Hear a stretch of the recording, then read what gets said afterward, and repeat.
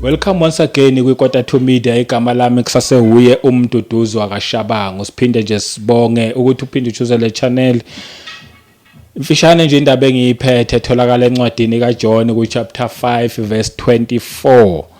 La khona kimi ake ngiyifunde. Funde kanje ngalolu hlobo. It like me. Most assuredly I say to you, he who hears my word and believes in him who sent me has everlasting life and shall not come into judgment, but has passed from death into life. Namhlanje ngifuna nje ukuthi ke sibhekela amazwi lawa athi mangabe ngiyihumusha ngesizulu uthi ngiqinisile ngithi kini ozwa izwi lami akholwe ngongithumileyo unokuphila okuyingona phakade. U-underline nje lawo mazwi lawo, unokuphila okuyingona phakade, akasayi ekwahlulelweni, uyadlula noma uyaphuma ekufeni angene ekuphileni. Andalane futhi lawo mazwi lawo ukuthi ungene ekuphileni. Ngizokhuluma nje namhlanje ngokuphila namhlanje. Okokuqala lokhu kuliqiniso. Ozwa izwi likaNkulunkulu.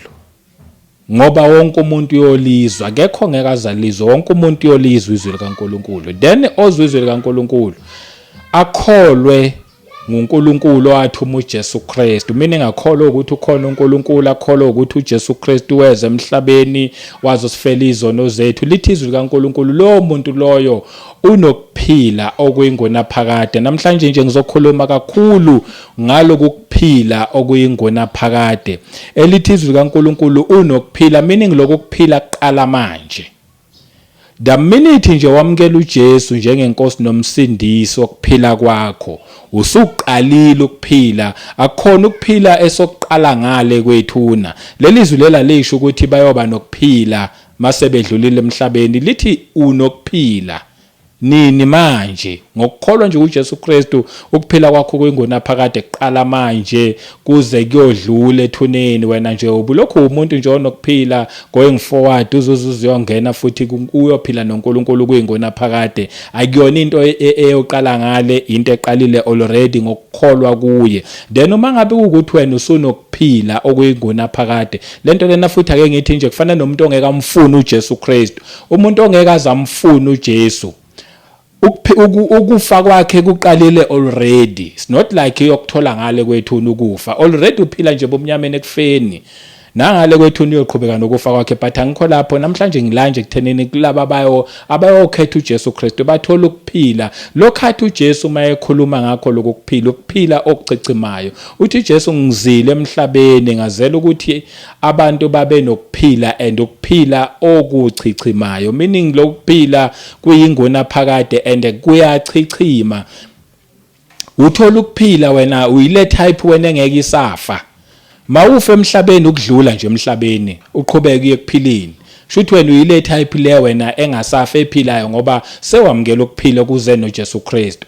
And lokuphila lokufuthi ukuphila kuyachichima, kushuthi ukuphila lokuthi ngoba uJesu wasifela esiphambanweni futhi washaywa wathola imivimbo, ngemivimbo yakhe futhi siphilisiwe. Njengoba besho nje uFirst Peter chapter 2 verse 24 elithi izwi likaNkulunkulu uJesu wasithwalela izono sathola ukulunga kwakhe, ngemivimbo yakhe saphiliswa. Yonke le nto leyo into okudala sayithola, but bekulindeleke thina ukuthi si respond positively kule ezwini likaNkulunkulu, sikholwe ezwini likaNkulunkulu. The minute sikhole ezwini likaNkulunkulu, then lokuphila kube sekuqala sekuoperate. Then manje sekukumuntu ukuthi akubelieve lokuphila ukuthi by the way mina ngipossess ukuphila.